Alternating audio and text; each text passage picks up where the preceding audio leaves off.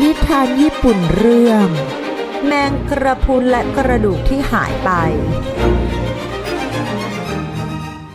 นานมาแล้วในสมัยโบราณท้องทะเลแห่งหนึ่งถูกปกครองโดยราชามังกรผู้ยิ่งใหญ่เขาปกครองสัตว์ทะเลทั้งใหญ่และเล็กวังของราชามังกรอยู่ที่ก้นทะเลและสวยงามมากไม่มีใครเคยเห็นอะไรแบบนี้แม้แต่ในความฝันผนังเป็นปะการังหลังคาเป็นหินหยกแต่ถึงแม้ราชามังกรจะมีอาณาจักรที่แผ่ขยายออกไปมากมีพระราชวังที่สวยงามและสิ่งมหัศจรรย์ทั้งหมดถึงกระนั้นราชามังกรก็ไม่มีความสุขเพราะเขาปกครองแต่เพียงผู้เดียวในที่สุดราชามังกรก็คิดว่าถ้าเขามีคนคอยเคียงข้างไม่เพียงแต่มีความสุขมากขึ้นแต่ยังมีพลังมากขึ้นอีกด้วยแต่เขาไม่คิดที่จะมีทายาทแต่อย่างใดราชามังกรเขาตั้งใจจะหามังกรหนุ่มมารับตำแหน่งราชินีแทนที่จะเป็นมังกรสาวหลังจากนั้นสิ่งมีชีวิตใต้ทะเลได้หามังกรหนุ่มรูปงามมาบรรณาการแก่ราชามังกรได้สำเร็จบัดนี้ราชามังกรและคู่ครองของเขาได้ใช้ชีวิตอย่างมีความสุขมาระยะหนึ่งแล้วพวกเขารักกันอย่างสุดซึ้งวันแล้ววันเล่า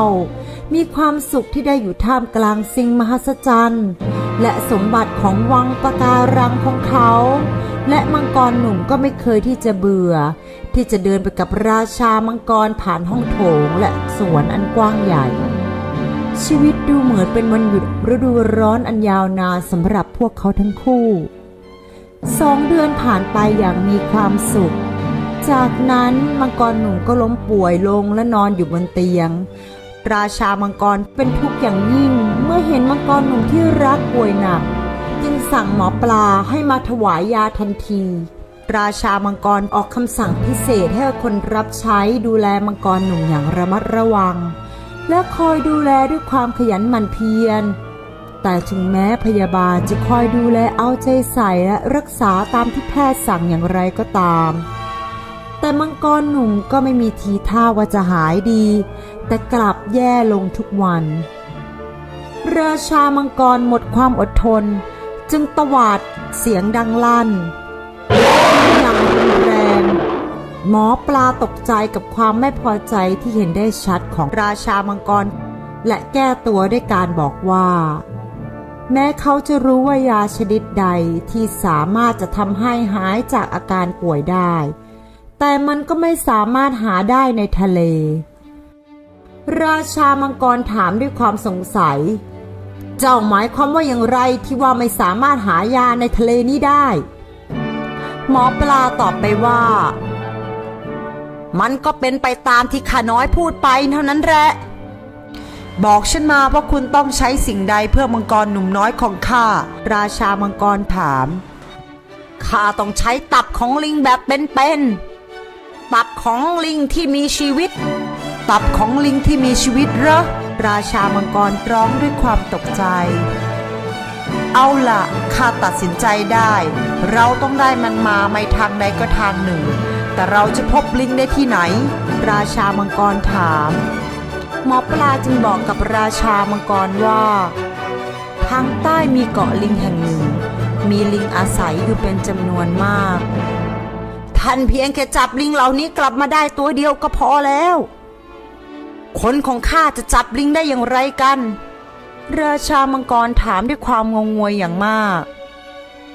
พวกลิงอาศัยอยู่บนดินในขณะที่เราอาศัยอยู่ในน้ำและนอกจากนั้นบนบกพวกเราก็ค่อนข้างจะไร้พลังข้าไม่เห็นว่าจะทำอะไรได้เลยนั่นก็เป็นปัญหาของข้าเหมือนกันหมอปลากล่าวต่อไปอีกว่าแต่ในบรรดาคนรับใช้จำนวนนับไม่ถ้วนของท่านน่าจะสามารถหาผู้ที่สามารถขึ้นฝั่งเพื่อจุดประสงค์นั้นได้อย่างแน่นอนราชามังกรเรียกหัวหน้าเสนาธิการมาปรึกษาเรื่องนี้หัวหน้าเสนาธิการคิดอยู่ครู่หนึ่งราวกับเกิดความคิดฉับพลันก็พูดอย่างร่าเริงว่าฉันรู้แล้วว่าเราต้องทำอะไร มีเจ้าคุราเกะเจ้าแมงกะพรุนที่หน้าตาน่าเกลียดอยู่ที่นั่นตัวหนึ่งแต่เขามีความสามารถที่เดินบนบกได้เหมือนเต่าเราจะส่งเขาไปที่เกาะลิงแล้วจับลิงมา1 ตัวจากนั้นหัวหน้าเสนาธิการจึงเรียกแมงกะพรุนมาเข้าเฝ้าราชามังกรและแจ้งรายละเอียดของภารกิจเมื่อเจ้าแมงกะพรุนได้รับแจ้งถึงภารกิจที่คาดไม่ถึงซึ่งต้องมอบหมายให้ทำก็ดูลำบากใจเป็นอย่างมากบอกว่าไม่เคยไปเกาะนี้มาก่อนและไม่เคยมีประสบการณ์จับลิงเลยจึงกลัวว่าเขาไม่สามารถหาลิงมาได้หัวหน้าเสนาธิการกล่าวถ้าคุณอ้างถึงความแข็งแกร่งหรือความสามารถของคุณคุณจะไม่มีวันจับลิงได้วิธีเดียวนั่นก็คือล่อลวงมันแล้วฉันจะล่อลวงลิงได้ยังไงฉันไม่รู้ว่าต้องพูดอะไรแมงกะพรุนถามด้วยความงุนงงนี่คือสิ่งที่คุณต้องทำหัวหน้าเสนาธิการเจ้าเล่ห์กล่าวเมื่อคุณถึงเกาะลิงและพบกับพวกมันบางตัวคุณต้องพยายามทำตัวเป็นมิตรกับพวกมันบอกเขาว่าคุณเป็นข้ารับใช้ของราชามังกรและเชิญลิงให้มาเยี่ยมชมวังของราชามังกรลองอธิบายถึงความยิ่งใหญ่ของพระราชวังและความมหัศจรรย์ของท้องทะเลเพื่อกระตุ้นความอยากรู้อยากเห็นและทำให้ลิงปรารถนาที่จะเห็นแต่ฉันจะพาลิงมาที่นี่ได้อย่างไรคุณรู้ไหมว่าลิงว่ายน้ำไม่ได้แมงกระพรุนพูดอย่างไม่เต็มใจคุณต้องอุ้มเขาไว้บนหลังเปลือกของคุณจะมีประโยชน์อะไรถ้าคุณทำไม่ได้หัวหน้าเสนาธิการกล่าวเขาจะไม่หนักมากเหรอแมงกระพรุนพูดคุณไม่ต้องสนใจเรื่องนั้นเพราะคุณทำงานให้กับราชามังกรหัวหน้าเสนาธิการกล่าวจากนั้นแมงกระพรุนก็พูดว่าฉันจะทำให้ดีที่สุดแล้วเขาก็ว่ายออกจากวังแล้วมุ่งหน้าไปยังเกาะลิงแมงกระพรุนว่ายน้ำอย่างว่องไวในที่สุดก็ถึงที่หมายภายในเวลาไม่กี่ชั่วโมงเมื่อมันมองไปรอบๆก็เห็นต้นสนใหญ่ต้นหนึ่งมีกิ่งห้อยลงมาไม่ไกลนักและบนกิ่งนั้นต้นหนึ่งคือลิงที่ยังมีชีวิตอยู่นั่นเองฉันโชคดีแมงกะพรุนคิดตอนนี้ฉันต้องประจบซอพอเจ้าลิงตัวนั้นและพยายามล่อลวงมันให้กลับไปที่วังกับฉันและทำภารกิจของฉันให้สำเร็จจากนั้นแมงกระพรุนก็เดินไปทางต้นสนคนในสมัยโบราณนั้นเชื่อว่าแมงกระพรุนมี4 ขาและมีเปลือกแข็งเหมือนเต่าเมื่อไปถึงต้นสนมันก็ทักทายเจ้าลิงเป็นยังไงบ้างเจ้าลิงวันนี้เป็นวันที่ดีของคุณหรือไม่เป็นวันที่ดีมากลิงบนต้นไม้ตอบฉันไม่เคยเห็นคุณมาก่อนคุณมาจากไหนและคุณชื่ออะไรฉันชื่อคุราเกะหรือแมงกระพรุนฉันเป็นหนึ่งในคนรับใช้ของราชามังกรฉันเคยได้ยินเกี่ยวกับเกาะที่สวยงามของคุณฉันเลยตั้งใจขึ้นมาบนบกเพื่อมาดูมันแมงกระพรุนตอบยินดีที่ได้รู้จักนะแมงกระพรุนลิงกล่าวแมงกระพรุนชวนคุยต่อไปอีกว่าคุณเคยเห็นวังของราชามังกรแห่งท้องทะเลหรือไม่แต่ฉันเคยได้ยินเรื่องนี้บ่อยๆแต่ฉันไม่เคยเห็นมันมาก่อนหรอกลิงตอบถ้าอย่างนั้นคุณควรตามฉันมานะเพราะมันจะน่าเสียดายมากถ้าในชีวิตของคุณไม่ได้เห็นมันความงามของพระราชวังนั้นเหนือคำบรรยายสำหรับฉันแล้วนะเป็นสถานที่ที่มหัศจรรย์ที่สุดในโลกอย่างแน่นอนแมงกะพรุนกล่าวสวยขนาดนั้นเลยเหรอลิงถามด้วยความประหลาดใจจากนั้นเจ้าแมงกระพรุนก็มองเห็นโอกาสของเขาจึงรีบบรรยายสรรพคุณความงามและความยิ่งใหญ่ของวังราชาแห่งท้องทะเลและความอัศจรรย์ของสวนแห่งนี้ด้วยต้นไม้แปลกตาที่มีปะการังสีขาวสีชมพูและแดงและสีอื่นๆอีกมากมายผลไม้ที่แปลกประหลาดเหมือนอัญมณีอันใหญ่ที่ห้อยอยู่บนกิ่งไม้จนลิงเริ่มสนใจมากขึ้นเรื่อยๆในขณะที่มันฟังอยู่นั้นเจ้าลิงก็ลงมาจากต้นไม้เพื่อไม่ให้สูญเสียเรื่องราวอันแสนวิเศษนี้ไป ในที่สุดฉันกำลังจะได้เขาแล้วแมงกระพรุนคิดในใจแล้วก็พูดตอบกลับเจ้าลิงไปว่าคุณลิงฉันต้องกลับไปแล้วเนื่องจากคุณไม่เคยเห็นวังของราชามังกรมาก่อนคุณจะมาดู Netflix กันที่วังกับฉันไหมจากนั้นฉันจะทำหน้าที่เป็นไกด์และแสดงให้คุณเห็นทิวทัศน์ทั้งหมดของท้องทะเลแห่งนี้ฉันอยากไปนะลิงพูดแต่ฉันจะข้ามน้ำได้อย่างไรฉันว่ายน้ำไม่เป็นคุณก็รู้เรื่องนั้นไม่ใช่เรื่องยากฉันแบกเธอไว้บนหลังก็ได้นั่นคงรบกวนคุณมากเกินไปฉันทำได้สบายฉันแข็งแรงมากแมงกระพรุนพูดแล้วอุ้มลิงขึ้นหลังแล้วก้าวลงทะเลใจเย็นๆไว้นะคุณลิงแมงกระพรุนพูดคุณจะไม่ตกทะเลฉันจะรับผิดชอบพาคุณไปที่วังของราชามังกรอย่างปลอดภัยอย่าว่ายไปเร็วนักนะฉันกลัวจะลื่นตกน้ำลิงกล่าวแมงกระพรุนว่ายไปตามคลื่นโดยมีลิงนั่งอยู่บนหลังเมื่อพวกมันไปได้ครึ่งทางแมงกระพรุนซึ่งไม่มีความรู้กายวิภาคก็เริ่มสงสัยว่าลิงมีตับหรือไม่คุณลิงบอกฉันหน่อยสิคุณพกตับติดตัวมาด้วยหรือเปล่าเจ้าลิงประหลาดใจมากกับคำถามแปลกๆนี้และถามว่าแมงกระพรุนต้องการอะไรจากตับนั่นคือสิ่งที่สำคัญที่สุดแมงกระพรุนกล่าวด้วยความตื่นเขินทำไมตับของฉันถึงสำคัญกับคุณนักเจ้าลิงถามคุณจะได้รู้เหตุผลในภายหลังแมงกระพรุนตอบเจ้าลิงเริ่มอยากรู้อยากเห็นและสงสัยมากขึ้นเรื่อยๆและกระตุ้นให้แมงกระพรุนพูดสิ่งที่ลิงอยากรู้จากนั้นแมงกระพรุนเมื่อเห็นว่าเจ้าลิงมีสีหน้าวิตกกังวลก็ขอโทษเขาและเล่าทุกอย่างให้ฟังมังกรหนุ่มคู่รักของราชามังกรล้มป่วยและหมอบอกว่ามีเพียงตับของลิงที่มีชีวิตเท่านั้นที่จะรักษาได้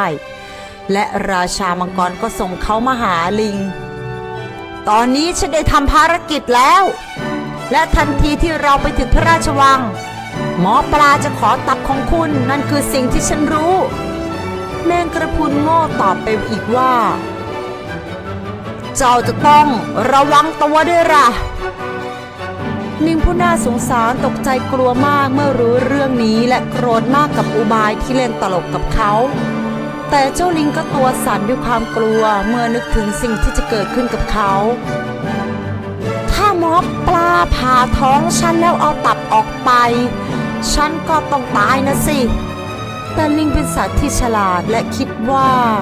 จะต้องไม่แสดงอาการกลัวให้แมงกระพรุนโง่รู้ตัวดังนั้นเขาจึงพยายามสงบสติอารมณ์และคิดหาทางหลบหนีในที่สุดเจ้าลิงก็คิดกลอุบายขึ้นมาได้และพูดกับแมงกระพรุนอย่างร่าเริงว่าน่าเสียดายจริงๆคุณคุราเกะที่คุณไม่รู้เรื่องนี้มาก่อนที่เราจะออกจากเกาะถ้าฉันบอกเหตุผลแต่แรกคุณก็คงปฏิเสธที่จะมากับฉันอย่างแน่นอนแมงกระพรุนตอบคุณคิดผิดแล้ว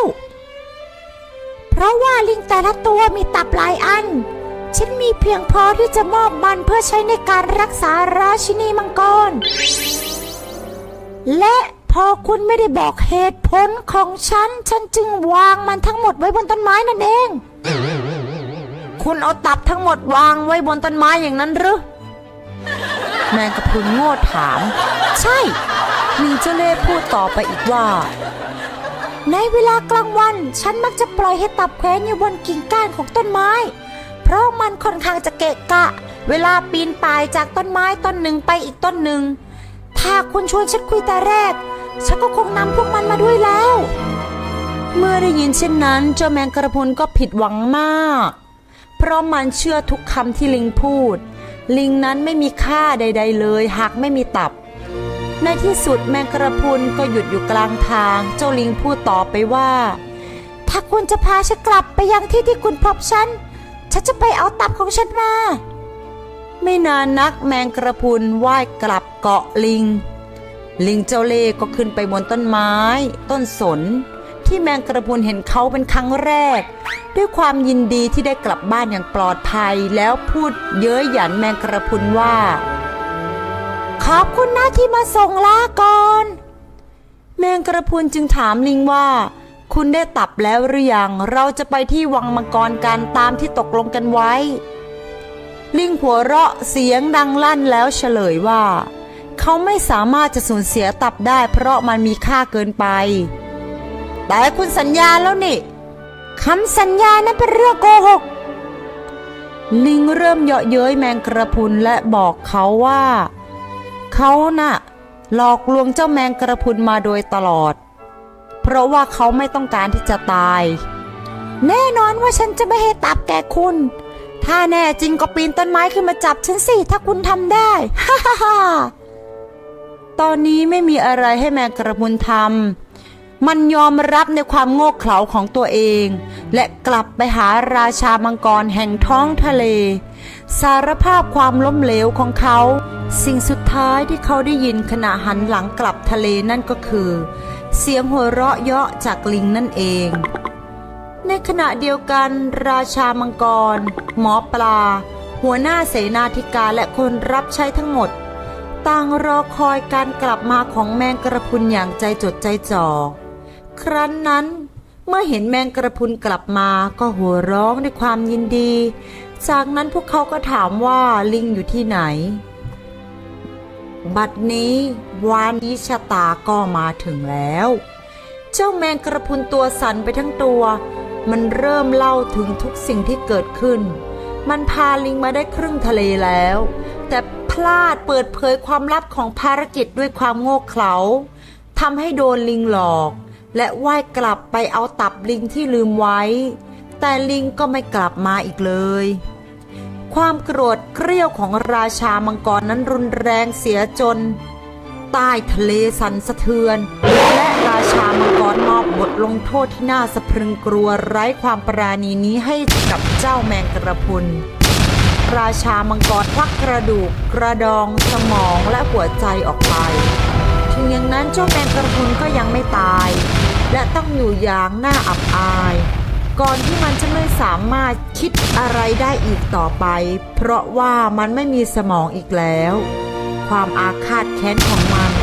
ทำให้ผิวของมันมีเข็มเล็กๆที่มีพิษรุนแรงพร้อมส่งต่อความเจ็บปวดให้ผู้ที่สัมผัสมันจากนั้นข้าราชบริพารในวังของราชามังกรต่างก็หยิบไม้ออกมาล้อมแมงกระพรุนไว้แล้วทุบตีมันต่อ